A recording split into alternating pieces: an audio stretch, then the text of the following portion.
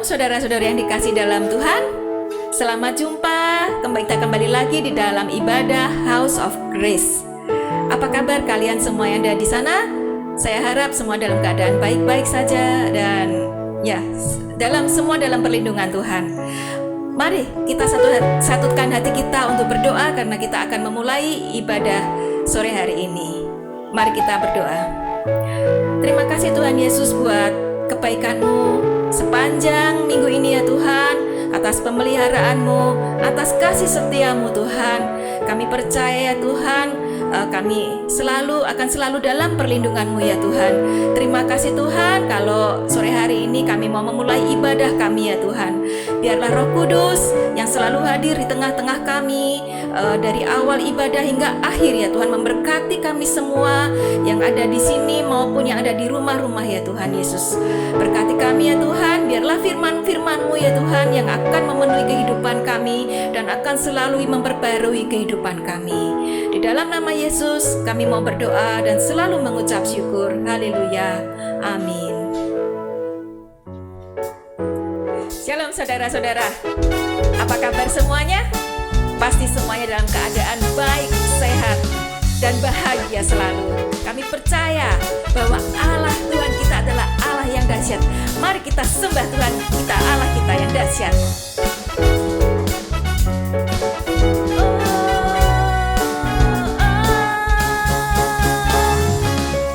Dari utara ke selatan terdengar pujian bagi Allah. Dari barat sampai ke timur, nama Yesus disanjung tinggi. Dari pulau-pulau, lembah-lembah, gunung-gunung yang tinggi, kemuliaannya disaksikan, kebesarannya diceritakan. Yesus, Yesus, nama Yesus, nama Yesus disanjung tinggi.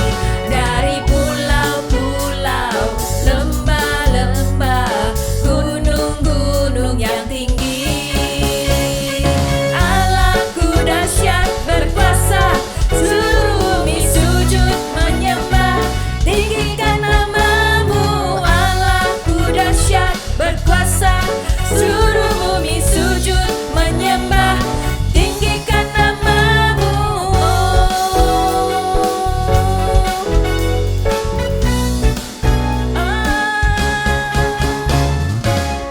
Dari utara ke selatan terdengar pujian bagi Allah. Dari barat sampai ke timur, nama Yesus disanjung tinggi. Dari pulau-pulau, lembah-lembah, gunung-gunung yang tinggi,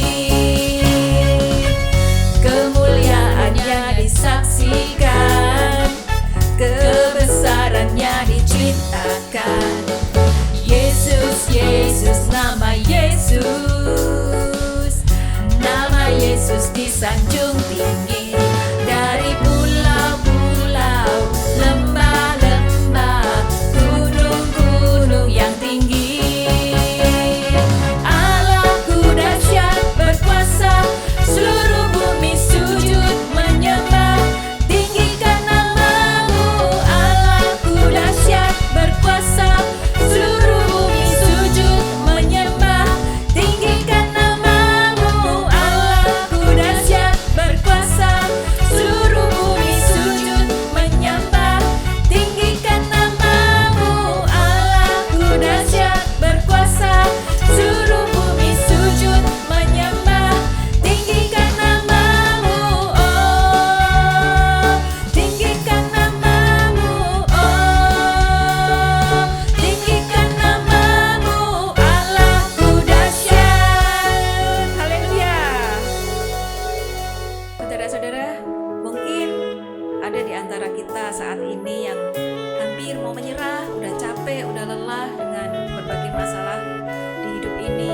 Yuk mari kita semangati hati kita, semangati hidup kita untuk kembali lagi percaya kepada Tuhan. Jangan patah semangat. Tuhan tak pernah janji langit selalu biru, tetapi Dia berjanji selalu menyertai. Tuhan tak pernah janji jalan selalu rata, tetapi Dia berjanji berikan kekuatan. Jangan pernah menyerah, jangan berputus asa. Mukjizat Tuhan ada saat hati menyembah. Jangan pernah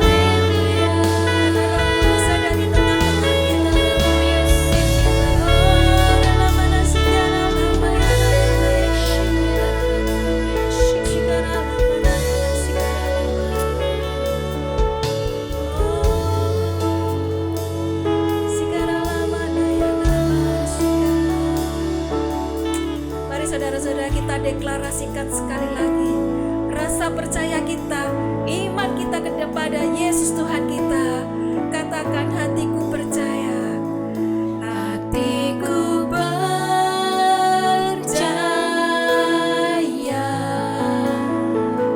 Hatiku percaya.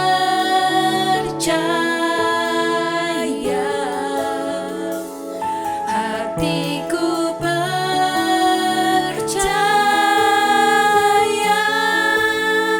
Selalu ku percaya.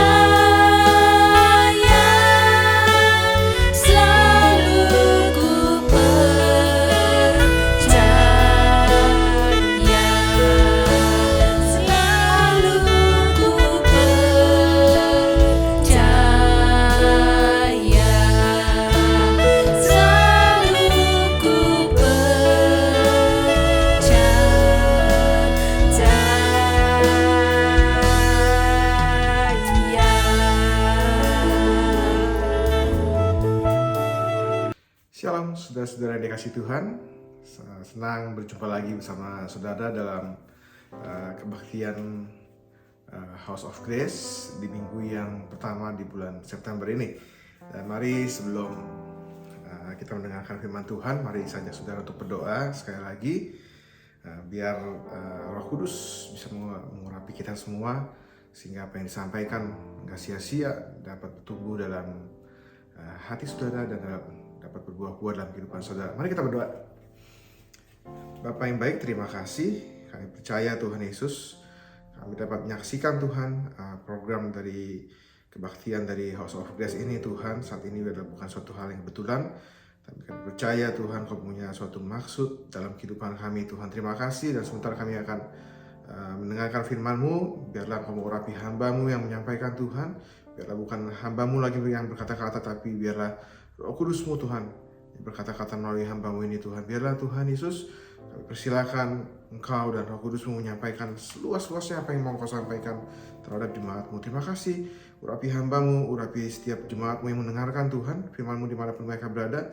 Dan biarlah firman ini dapat menjadi kekuatan, dapat menjadi rema buat mereka ya Tuhan Yesus. Terima kasih, kami siap mendengarkan firman-Mu. Hanya di dalam nama Tuhan Yesus kami berdoa, mengucap syukur kepadamu. Haleluya, amin.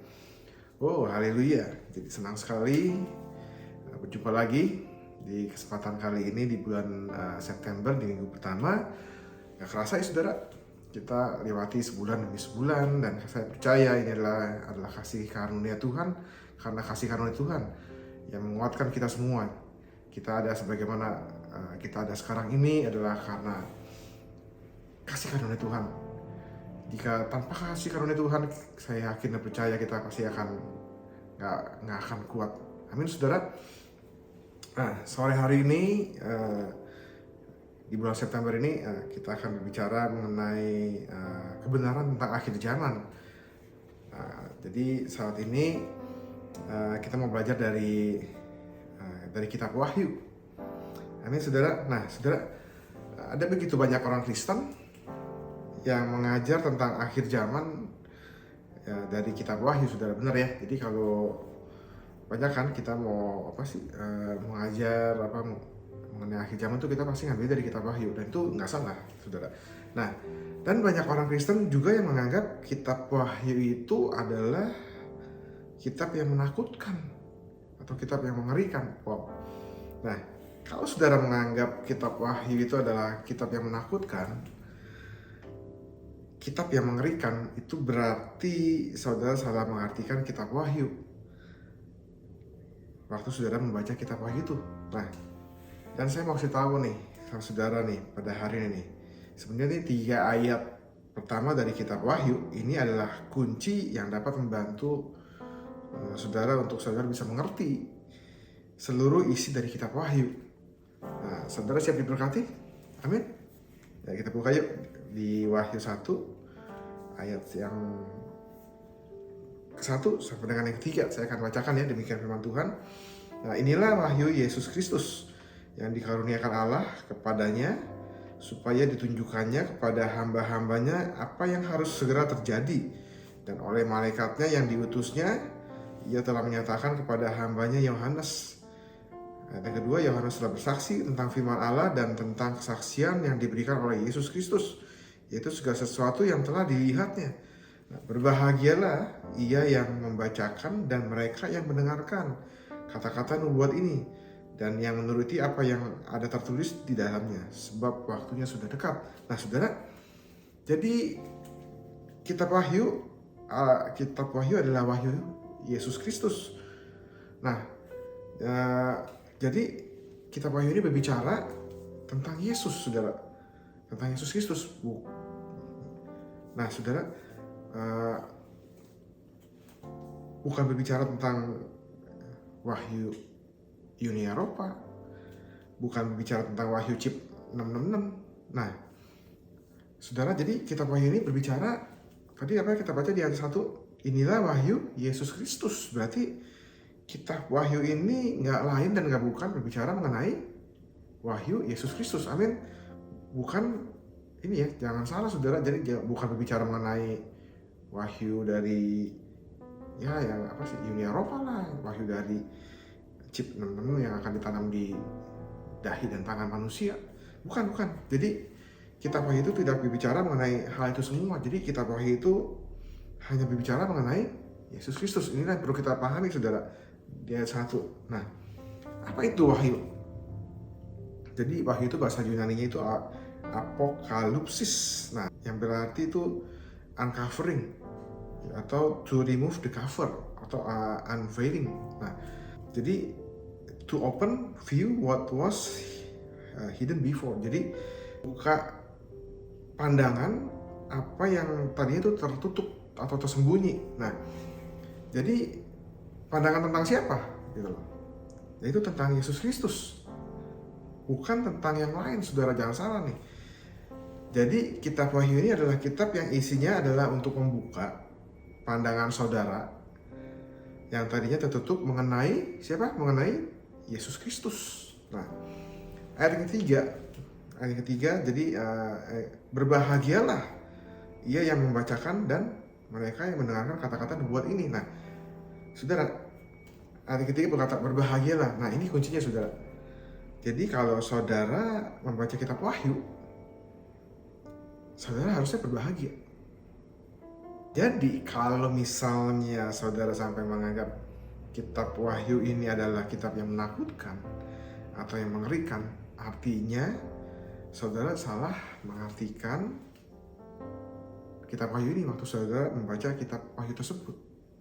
Nah, jangan salah ya, saudara. Jadi saudara harus apa? Harus berbahagia. Amin. Nah, kitab Wahyu ini terdiri dari simbol-simbol, saudara.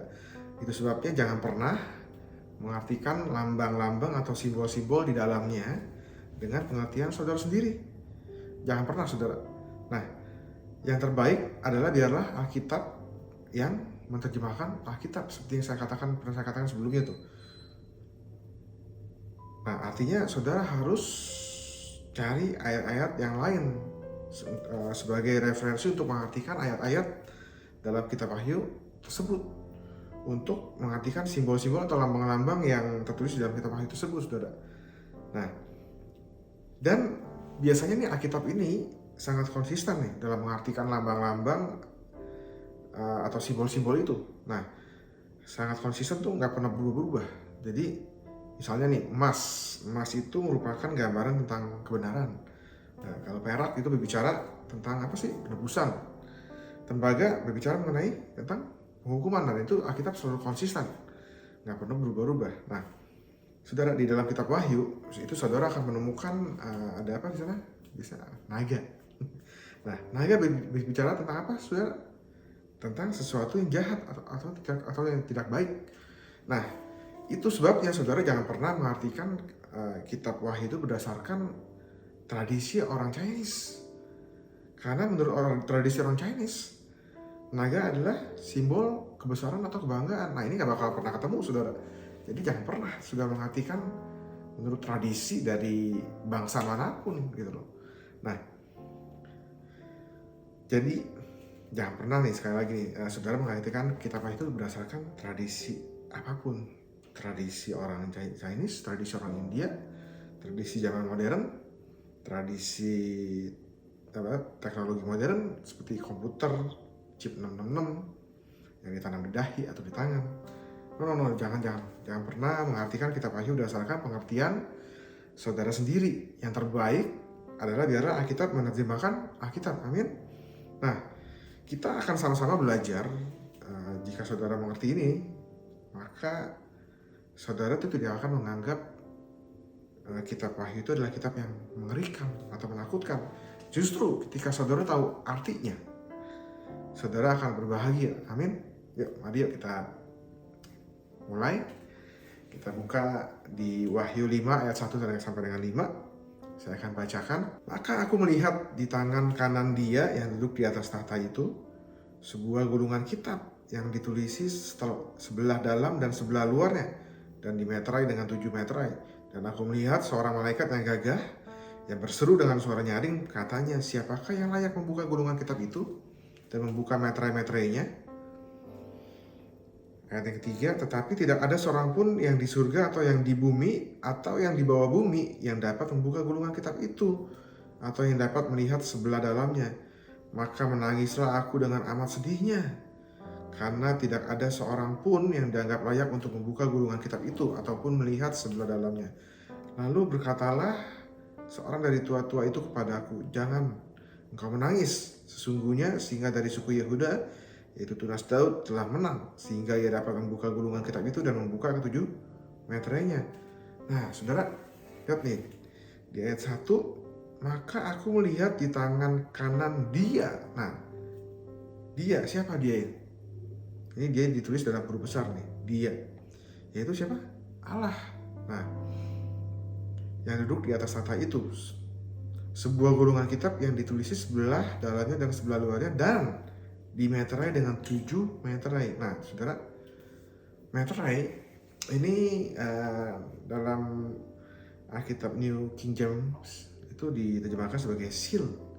Atau bahasa Yunani-nya itu ditulis di bahasa Yunani itu spragis atau spragiso. Nah, apa artinya seal? Itu to stand for security, to keep secret. Jadi seal itu adalah cap untuk menjaga keamanan dan kerahasiaan. Nah, saudara, zaman dulu meterai itu atau seal itu terbuat dari lilin yang dicairin, kemudian dituang. Jadi misalnya di kertas mau di seal gitu kan, disegel lah, bahasa kita disegel. Jadi dulu tuh zamannya dulu tuh segelnya itu tuh di lilin dicairin terus dituang ke atas kertas itu, kan masih belum kering ya, lilinnya masih cair. Nah, kemudian sebelum lilinnya itu kering, membeku, itu dicap di atasnya, gitu. Nah, jadi ketika lilinnya itu kering, maka akan terbentuk sebuah desain tuh sesuai dengan capnya itu, sesuai dengan stemnya itu. Nah, biasanya dulu seal itu digunakan untuk melindungi naskah-naskah supaya jangan dijiplak orang atau dokumen-dokumen agar tetap terjaga kerahasiaannya, saudara. Nah, yang kedua, seal itu atau meterai itu digunakan sebagai apa, saudara? Sebagai simbol wewenang. Dan yang ketiga, meterai itu digunakan adalah sebagai simbol kepemilikan atau ownership. Nah, jadi yang tadi di Wahyu yang kita baca tadi itu di Wahyu 5 ayat 1 sampai dengan 5 itu. Jadi di situ tuh Yohanes tuh mendapat penglihatan. Jadi dia tuh melihat ada tangan, yaitu tangannya Allah yang memegang gulungan kitab gitu kan. Jadi yang kitabnya itu dimeterai dengan 7 meterai. Dan dia tuh nggak bisa tahu apa isi di dalamnya, apa isinya gitu, karena di meterai dia nggak bisa buka. Nah, Alkitab itu ditulis bolak-balik ya, sisi sebelah luar dan sisi sebelah dalamnya. Nah, Yohanes dia itu nggak bisa membaca tulisan-tulisan di sebelah dalam dan di sebelah luar Karena gulungan kitab itu disil dengan meterai, saudara. Nah, untuk bisa membuka meterainya itu dibutuhkan orang yang layak, saudara. Nah, di ayat 2 dan 3, jadi di ayat 2 dan 3 itu maka menangislah Yohanes dengan amat sedihnya karena dikatakan tidak ada seorang pun yang dianggap layak untuk membuka gulungan kitab itu ataupun melihat sebelah dalamnya.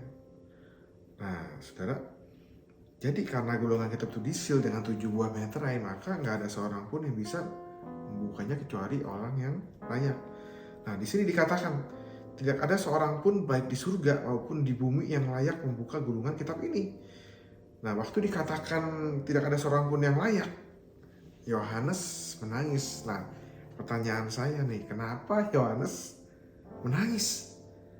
Nah, pertanyaan saya juga nih yang berikutnya, apa sih sebenarnya isi dari gulungan kitab itu, saudara, yang membuat jadi Yohanes itu menangis gitu? Nah, apa sih isinya?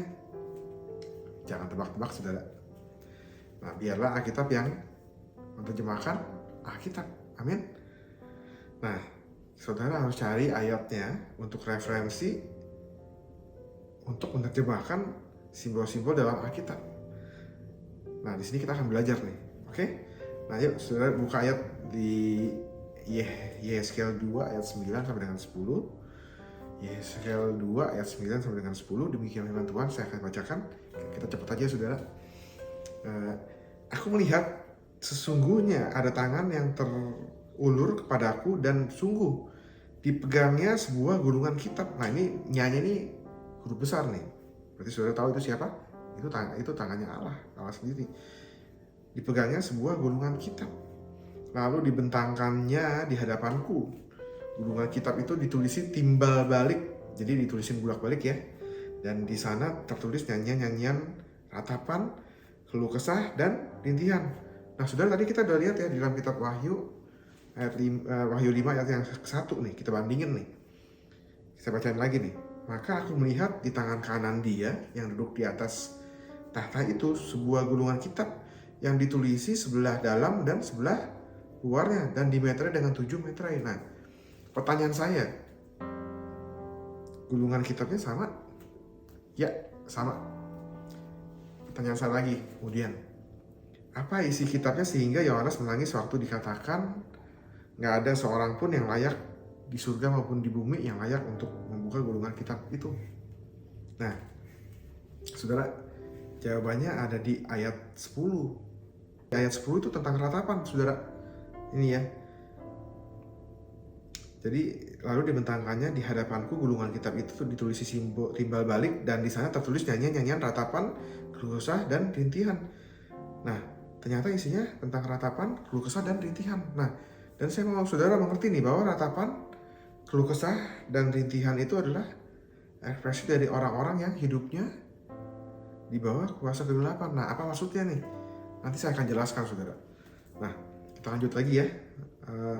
Jadi gulungan kitab yang dilihat oleh Yohanes dan gulungan kitab yang dilihat oleh Yeskel adalah gulungan kitab yang sama ya, saudara. Amin.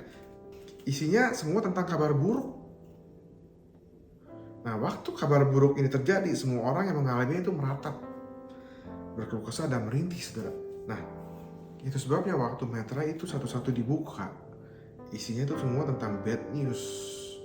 Nah, ini ada di Wahyu 6 ayat 2 sampai dengan 17, saudara.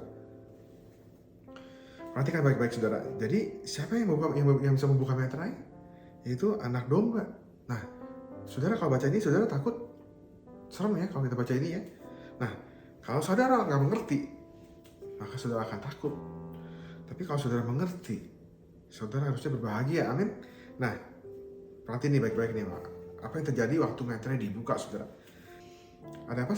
Ada kuda putih dan orang yang menungganginya itu memegang panah. Nah, ini berbicara mengenai apa, saudara? Berbicara mengenai tentang Mesias palsu. Dari mana saya tahu? Nah, Alkitab yang menerjemahkan Alkitab, nanti akan saya jelasin. Meterai yang kedua, kuda merah padam, damai sejahtera diambil dari bumi. Apa yang terjadi, saudara? Mereka saling membunuh. Peperangan terjadi di mana-mana. Nah, meterai yang ketiga, kuda hitam. Apa yang terjadi? Kemiskinan. Tuh, secupak gandum seginar. Duit nggak ada artinya lagi, saudara. Meterai yang keempat. Ada apa, saudara? Kuda hijau kuning. Apa yang terjadi? Maut, kelaparan, sakit sampar. Meterai yang kelima. Jiwa-jiwa dibunuh karena Injil. Meterai yang keenam apa, saudara? Gempa bumi. Meterai yang ketujuh. Keningan di surga. Nah, saya mau buktikan sama saudara ya. Waktu meterai pertama dibuka, Yohanes melihat ada kuda putih. Orang yang menungganginya memegang panah. Nah, ini berbicara tentang Mesias palsu. Dari mana saya tahu, saudara? Nah, kita buka yuk di Wahyu 19 ayat 11. Saya bacakan. Lalu aku melihat surga terbuka. Sesungguhnya ada seekor kuda putih dan iyanya huruf besar di sini. Yang menungganginya bernama yang setia dan yang benar. Ia menghakimi dan berperang dengan adil. Nah, di sini ditulis iyanya dalam huruf besar, saudara. Amin. Nanti saudara baca, ini ya yang di Wahyu 19 ayat 11 ini iyanya ditulis dalam huruf besar. Nih, kita bandingin ya dengan yang di Wahyu 6 ayat 2 tuh tadi, yang waktu meterai pertama itu dibuka, kan itu ada kuda putih ya. Nah, saya bacakan Wahyu 6 ayat kedua. Dan aku melihat sesungguhnya ada seekor kuda putih dan orang yang menungganginya memegang sebuah panah. Jadi disebutnya tuh bukan iya dalam huruf besar, tapi orang yang menungganginya memegang sebuah panah. Dan kepadanya dikaruniakan sebuah mahkota, lalu ia maju sebagai pemenang untuk merebut kemenangan. Nah, dari mana saya tahu ini adalah Mesias palsu? Sebenarnya, saudara, semuanya ini nih udah pernah dikatakan Tuhan Yesus pada murid-muridnya, saudara. Gak percaya? Ayo kita buka ayatnya. Ada di dalam Lukas 21 ayat 7 sampai dengan 19. Saya akan bacakan pada saudara. Nah, demikian firman Tuhan. Dan murid-murid bertanya kepada Yesus, katanya, Guru, bila manakah itu akan terjadi dan apakah tandanya kalau itu akan terjadi? Jawabnya, waspadalah supaya kamu jangan disesatkan, sebab banyak orang akan datang dengan memakai namaku dan berkata, akulah dia, dan saatnya sudah dekat. Nah, ini nih, akan banyak orang datang memakai namaku dan berkata, akulah dia. Ini Mesias palsu. Yang pertama nih, kuda yang kuda putih, meterai pertama. Dan apabila kamu mendengar tentang peperangan dan pemberontakan, janganlah kamu terkejut. Nah, ini peperangan, saudara. Sebab semua itu harus terjadi dahulu, tetapi itu tidak berarti kesudahannya akan datang segera. Ia berkata kepada mereka, bangsa akan bangkit melawan bangsa dan kerajaan melawan kerajaan, dan akan terjadi gempa bumi. Nah, gempa bumi yang sangat dahsyat. Dan di berbagai tempat akan ada penyakit sampar dan kelaparan. Ini ada semua, saudara. Dan akan terjadi juga hal-hal yang mengejutkan, tanda-tanda yang dahsyat dari langit. Tetapi sebelum semua itu, kamu akan ditangkap dan dianiaya. Kamu akan diserahkan ke rumah-rumah ibadat dan penjara-penjara. Dan kamu akan dihadapkan pada raja-raja dan penguasa-penguasa. Oleh karena namaku, hal itu akan menjadi kesempatan bagimu untuk bersaksi. Sebab itu tetapkanlah di dalam hatimu, supaya kamu jangan memikirkan lebih dahulu pembelaanmu. Sebab aku sendiri akan memberikan kepadamu kata-kata hikmat, sehingga kamu tidak dapat ditentang atau dibantah lawan-lawanmu. Dan kamu akan diserahkan juga oleh orang tuamu, saudara-saudaramu, kaum keluargamu, dan sahabat-sahabatmu. Dan beberapa orang di antara kamu akan dibunuh. Nah, ini, saudara, ada semua, saudara. Dan kamu akan dibenci semua orang karena namaku. Tetapi tidak sehelai pun dari rambut kepalamu akan hilang. Kalau kamu tetap bertahan, kamu akan memperoleh hidupmu. Nah, saudara, jadi semua penglihatan yang Yohanes terima ketika meterai demi meterai satu persatu tuh dibuka dari gulungan kitab itu tuh sebenarnya tuh sudah pernah dikatakan Yesus kepada murid-muridnya. Benar, semuanya ini udah pernah Tuhan Yesus sampaikan sebelumnya. Jadi kalau begitu, apa maksud dari gulungan kitab ini, saudara? Dan kenapa harus orang yang layak yang dapat membuka? Dan kenapa hanya Yesus yang layak untuk membukanya, saudara? Nah, dan kenapa ketika dikatakan tidak ada seorang pun yang layak membukanya, itu Yohanes nangis? Kenapa nih? Banyak pertanyaan, saudara. Nah, apa maksudnya gulungan kitab ini? Nah, gulungan kitab ini berbicara tentang segala sesuatu yang harus terjadi pada semua orang yang hidup di dunia ini ketika dunia ini ada di bawah wewenang kuasa si jahat. Nah, dimeteraikan dengan 7 meterai. Karena ingat ya, saudara, tadi kan saya bilang meterai itu fungsinya adalah sebagai tanda bukti kuasa atau wewenang. Nah, jadi saudara, kenapa saudara takut? Harusnya saudara nggak takut. Saudara seharusnya berbahagia. Kenapa? Karena sebenarnya meterainya itu sudah dicopotin semua. Sama siapa? Oleh Tuhan Yesus. Amin. Artinya itu saudara sudah dibebasin. Nah, saya jelasin maksudnya saudara. Kita buka di Efesus 1 ayat 13 sampai dengan 14 ya. Saya bacakan. Di dalam Dia kamu juga, karena kamu telah mendengar firman kebenaran, yaitu Injil keselamatanmu, di dalam Dia kamu juga ketika kamu percaya dimeteraikan dengan Roh Kudus yang dijanjikannya itu. Dan Roh Kudus itu adalah jaminan bagian kita sampai kita memperoleh seluruhnya, yaitu penebusan yang menjadikan kita milik Allah untuk memuji kemuliaannya. Nah, saudara, ketika saudara mendengar firman kebenaran, Injil keselamatan, firman kasih karunia, waktu saudara percaya, maka saudara akan diselamatkan. Amin. Saudara lahir baru dan Allah menempatkan saudara itu di dalam Dia. Nah, saudara, Allah bukan hanya menempatkan saudara di dalam Dia, tetapi Dia juga memeteraikan saudara nih. Ingat, meterai adalah sebagai apa tadi saya bilang? Sebagai tanda bukti kepemilikan atau ownership. Nah, Allah memeteraikan saudara dengan Roh Kudus sebagai tanda milik Allah. Nah, dan Roh Kudus itu bukan hanya tanda saudara milik Allah, bukan hanya cuma sebagai tanda, tapi Roh Kudus adalah jaminan. Apa itu maksudnya jaminan saudara? Nah, jaminan itu adalah kepastian bahwa saudara akan memperoleh semua yang dijanjikan Tuhan, yaitu penebusan yang menjadikan saudara adalah milik Allah. Nah, saudara sudah ditebus, saudara sudah menjadi milik Allah, dan saudara akan menerima segala sesuatunya yang dijanjikan sebagai milik Allah. Apa itu? Pengangkatan orang percaya, amin. Nah, amin saudara, luar biasa nih Tuhan kita ini. Nah, saudara saya mau jelasin nih, waktu Allah menciptakan manusia, nah Allah itu kan menghembuskan, waktu itu manusia itu belum benar-benar hidup kan, ya, Allah jadi waktu itu Allah menghembuskan ruah ke dalam hidung manusia itu. Setelah itu manusia menjadi hidup dan roh Allah ada pada manusia. Tapi sesuatu yang buruk terjadi karena tipu daya si jahat, saudara.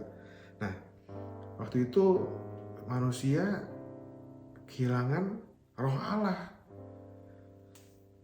Jadi manusia kehilangan otoritasnya. Kenapa? Karena waktu itu manusia ditipu oleh si jahat, sehingga roh Allah manusia berbuat dosa, roh Allah nggak bisa tinggal terus di dalam manusia karena manusia tubuhnya menjadi fana.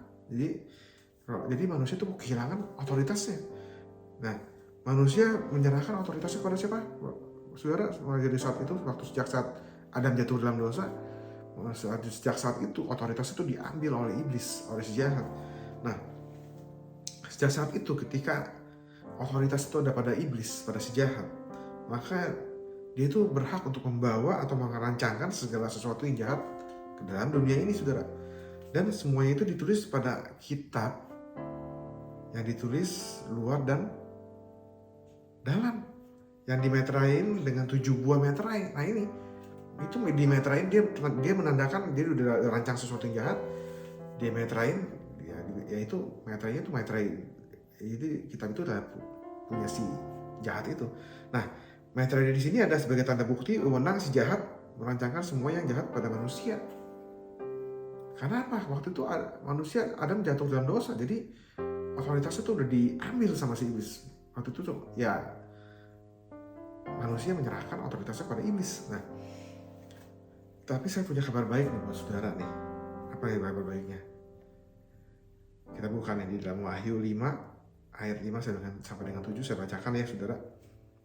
Wahyu 5 ayat 5 sampai dengan 7. Lalu berkatalah seorang dari tua-tua itu kepadaku, jangan engkau menangis, sesungguhnya singa dari suku Yehuda, yaitu tunas Daud, telah menang, sehingga ia dapat membuka gulungan kitab itu dan membuka ke-7 meterainya.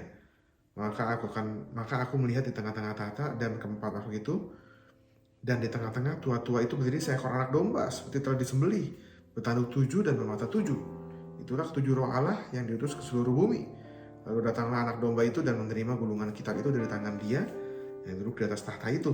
Nah, siapa yang dapat membuka ke-7 meterainya, saudara? Siapa? Yesus. Nah, tuh, Yesus membuka satu-satu ketujuh meterainya. Itu sebabnya tuh waktu meterai demi meterai dibuka oleh anak domba itu, yang artinya Yesus, itu artinya tuh Yesus itu melepaskan saudara dari setiap apa yang terjadi pada waktu meterai-meterai itu dibuka. Amin. Jadi saudara berbahagia. Nah, jadi ini semua yang terjadi di alam roh, saudara. Saudara kan taunya Yesus ditikam, Yesus ditombak, darahnya tercurah. Nah, saudara nggak pernah tahu nih sebelumnya nih. Dan ini yang dibukakan kepada Yohanes di dalam roh. Itu unveiling. To open view what was hidden before. Tentang siapa? Tentang Yesus. Nah, luar biasa saudara. Singa dari Yehuda, tunas Daud, yaitu Yesus Kristus sudah menang. Tuhan Yesus Kristus sudah menang. Sehingga dia layak untuk membuka meterai-meterai itu, saudara. Dan dia telah membebaskan kita yang percaya kepadanya dari semua rancangan-rancangan si jahat yang mengerikan. Jadi harusnya saudara berbahagia ya. Amin. Saya berharap jadi saudara sekarang mengerti ya. Jadi saudara harusnya berbahagia. Kenapa? Karena sebenarnya tuh Tuhan Yesus tuh sudah menang. Jadi di alam roh itu kita nggak pernah tahu. Jadi waktu Tuhan Yesus, kenapa Tuhan Yesus disebut dengan sebagai anak domba yang seperti anak domba ya, seperti yang disembelih gitu loh. Karena itu Tuhan Yesus mencurahkan darahnya. Kita berkata nggak ada penebusan tanpa pencurahan darah. Tuhan Yesus dibawa ke tempat itu, anak domba yang dibawa ke tempat penjagalan. Dia ditikam, dia disiksa, ditampar, dipukul, darahnya bercucuran. Tuhan Yesus telah menang. Karena dia menang, dia sanggup dia layak untuk membuka gulungan kitab itu. Dia layak untuk membuka meterai-meterai itu satu persatu. Yang artinya apa? Dia bisa membebaskan kita dari bawah perbudakan si iblis. Iblis sudah gak berkuasa lagi atas kita. Karena meterainya sudah Tuhan Yesus buka. Nah, inilah yang Tuhan Yesus nyatakan kepada Yohanes di alam roh. Nah, kalau saudara mengerti ini, maka seharusnya saudara nggak takut lagi, amin. Jadi kita ini sudah dibebaskan nih dari segala sesuatu yang seharusnya terjadi di dunia ini untuk orang-orang yang masih di bawah pemenang si iblis. Nah, inilah bedanya saudara antara kita sebagai anak-anak Tuhan yang sudah percaya, yang sudah ditebus, dengan orang-orang dunia. Kita sudah ditebus, mereka baru ditebus. Amin saudara. Jadi saya harap saudara nggak takut lagi kalau baca kitab Wahyu. Kalau saudara masih takut, berarti saudara nggak mengerti khotbah saya. Oke, amin. Nah saudara, firman Tuhan saya nggak panjangkan sampai di sini. Dan saya harap nanti akan ada lanjutannya lagi. Kita akan membahas kitab Wahyu lagi, mungkin next week. Jadi saya berharap kita mensyukuri bahwa Tuhan kita nih, Tuhan Yesus Kristus sudah menang di atas kayu salib. Maka dari itu, saudara nggak perlu takut lagi, saudara nggak perlu cemas lagi, karena dia sudah tebus kita dengan darahnya. Dia sudah dikorbankan, dia sudah mengorbankan dirinya, menebus dosa-dosa kita. Dia sudah disiksa, dianiaya, yang dibuat dari nggak berdosa dibuat menjadi sangat berdosa. Supaya untuk apa saudara? Dia membayar kita, menebus kita tunai dari tangan si iblis. Amin saudara. Minggu ini adalah minggu pertama. Seperti saya katakan tadi, kita akan perjamuan. Di setiap minggu pertama kita akan memperingati kematian Yesus yang sudah untuk menebus dosa-dosa kita. Kita bersyukur karena dengan darahnya dia menebus dosa kita, sehingga kita nggak usah nggak harus lagi mengalami penderitaan, rancangan-rancangan yang jahat dari si iblis. Amin saudara. Mari saya ajak saudara untuk menyiapkan roti dan anggur. Mari kita berdoa dulu sebelumnya. Bapa, kami mengucap syukur untuk firman-Mu pada sore hari ini, dan kami percaya Tuhan, sesungguhnya Jika kami mengerti, maka kami nggak akan menganggap kitab Wahyu ini adalah kitab yang menakutkan, kitab yang mengerikan. Karena kami tahu Tuhan, dalam kitab Wahyu ini Tuhan, segala sesuatu yang tentang Engkau dibukakan Tuhan Yesus. Tuhan Yesus, biarlah Tuhan kami dapat belajar, kami dapat mengerti dengan baik dan benar Tuhan, sehingga kami nggak menebak-nebak isi dari kitab Wahyu, karena kami tahu Tuhan, semua itu telah Engkau tuangkan dengan tujuan untuk membuka selubung Tuhan, membuka pandangan kami, agar kami mengetahui siapa sebenarnya Engkau itu ya Tuhan Yesus. Terima kasih untuk pengorbanan-Mu di atas kayu salib, dan kami pastikan kami nggak akan menyia-nyiakan pengorbanan-Mu, kami nggak akan menyia-nyiakan darah-Mu yang tercurah, karena kami sadar Tuhan, kami seharusnya juga nggak takut lagi, kami berbahagia karena Engkau telah membebaskan kami dari bawah wewenang si jahat. Engkau telah membebaskan kami dari segala kutuk. Engkau telah membebaskan kami Tuhan dari segala dosa-dosa kami, dari hukuman-hukuman akibat dosa kami. Terima kasih Tuhan Yesus. Kami mengucap syukur kepadamu, dan sebentar kami akan mengadakan perjamuan kudus. Kami memperingati kematian-Mu ya Tuhan Yesus, dan biarlah kami berdoa Tuhan Yesus, biarlah Kamu layakkan tubuh, jiwa, dan roh kami ya Tuhan Yesus, agar kami layak untuk menerima perjamuan kudus ini. Terima kasih Tuhan, kami siap untuk menerima perjamuan kudus ini. Terima kasih. Dalam nama Tuhan Yesus kami berdoa. Haleluya. Amin. Mari kita angkat roti saudara, roti di tangan kanan.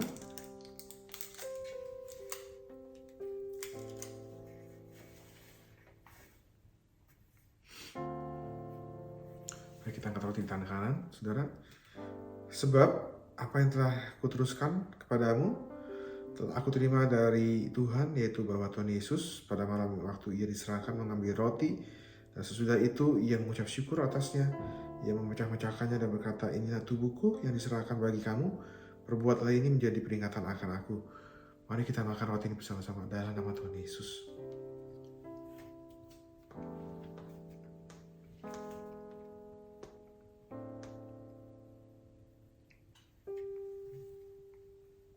Kita angkat anggur di tangan kanan kita, saudara. Demikian juga yang mengambil cawan sesudah makan lalu berkata, cawan ini adalah perjanjian baru yang dimeteraikan oleh darahku. Perbuatlah ini setiap kali kamu minumnya menjadi peringatan akan aku. Amin. Mari kita minum saudara bersama-sama anggur ini dalam nama Tuhan Yesus. Mari kita berdoa saudara. Terima kasih Tuhan Yesus untuk pengorbanan-Mu Tuhan. Di kayu salib Tuhan, tubuh-Mu, darah-Mu gak ternilai Tuhan Yesus, untuk menebus segala dosa-dosa kami. Dan Kau telah bayar kami dengan darah-Mu, dengan tubuh-Mu lunas. Bahkan Kau bayar kami berlebih Tuhan Yesus. Maka dari itu Tuhan, kami percaya Tuhan Yesus, kemenangan demi kemenangan akan kami peroleh Tuhan Yesus. Sudah kami peroleh Tuhan. Kebaikan-Mu demi kebaikan-Mu, anugerah-Mu demi anugerah-Mu Tuhan, kasih karunia-Mu kami rasakan dalam kehidupan kami. Terima kasih, kami percaya Tuhan Yesus. Kami ingat akan pengorbanan-Mu di kayu salib, dan kami percaya Tuhan, mulai saat ini kehidupan kami adalah kehidupan yang penuh dengan kemenangan demi kemenangan, karena Engkau beserta dengan kami. Terima kasih sekali lagi untuk tubuh dan darah-Mu. Kami pastikan tubuh-Mu dan darah-Mu gak akan kami sia-siakan. Terima kasih Tuhan Yesus. Terima kasih. Hamba-Mu juga berdoa saat ini Tuhan, untuk setiap jemaat-Mu dimanapun mereka berada Tuhan, biarlah Engkau berkati Tuhan. Apa yang menjadi pergumulan mereka satu persatu Tuhan, yang mungkin hamba-Mu gak tahu Tuhan, tapi percaya Engkau maha tahu. Biarlah Tuhan Kau melawat mereka satu persatu Tuhan, dimanapun mereka berada. Apapun pergumulan mereka Tuhan, Kau sertai mereka Tuhan, berikan mereka kekuatan Tuhan Yesus. Dan kami percaya Tuhan, selalu ada jalan keluar Tuhan. Bersama-Mu ya Tuhan Yesus, selalu ada kebaikan demi kebaikan Tuhan, selalu ada kasih karunia demi kasih karunia dalam kehidupan kami. Terima kasih, kami percaya Tuhan Yesus, Engkau adalah jalan, Engkau adalah pintu, dan Engkau pasti akan membukakan pintu Tuhan. Gak ada pintu-pintu tertutup di hadapan kami. Terima kasih, berkati setiap anak-anak-Mu Tuhan, dimanapun mereka berada Tuhan Yesus. Terima kasih, kami mengucap syukur kepadamu, dan kami akan selesai pada sore hari ini. Dan mari saya ajak saudara untuk mengakhiri kebaktian ini. Ajak saudara untuk mengangkat tangan untuk menerima berkat dari Tuhan Yesus Kristus. Mari kita angkat tangan saudara. Biarlah berkat kasih karunia dari Allah Bapa, damai sejahtera dari Tuhan Yesus Kristus, serta persekutuan dari Roh Kudus menyertai kita sekalian dari mulai saat ini sampai Maranatha Tuhan Yesus Kristus datang kembali yang kedua. Haleluya. Amin. Tuhan Yesus memberkati. Selamat hari Minggu. Shalom.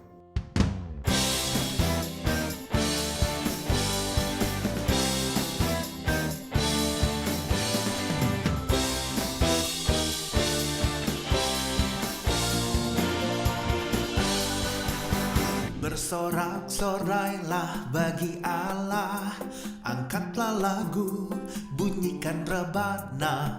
Tuhan telah angkat semua bebanku, Dia Tuhan kemenanganku. Bersorak-sorailah bagi Allah, ayunkan langkahmu, derapkan kakimu. Tuhan telah tebus semua dosaku, Dia Tuhan pembebasku.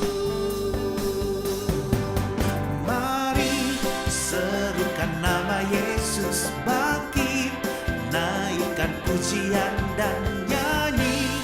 Angkat tanganmu semua, bersorak, bersuka, bermazmur.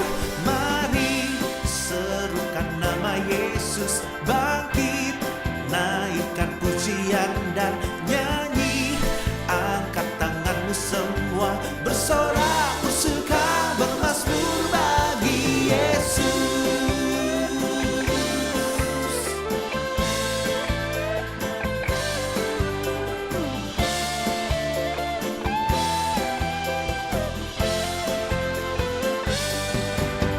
Bersorak-sorailah bagi Allah, ayunkan langkahmu, derapkan kakimu. Tuhan telah tebus semua dosaku, Dia Tuhan pembebasku. Mari serukan nama Yesus bangkit, naikkan pujian dan nyanyi. Angkat tanganmu semua, bersorak, bersuka, bermazmur. Mari serukan nama Yesus bangkit, naikkan pujian dan